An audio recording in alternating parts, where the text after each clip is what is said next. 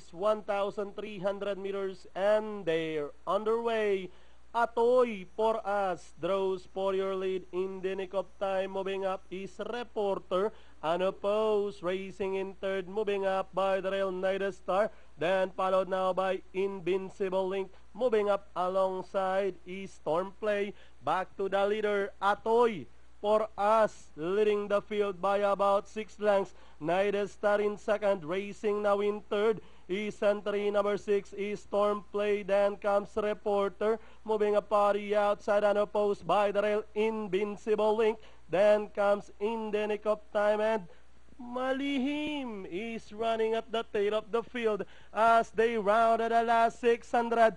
Atoy for us still out in front by about 3. Running now in second is Stormplay. Moving a party outside, unopposed. In between runners is Invincible Link as they turn for home.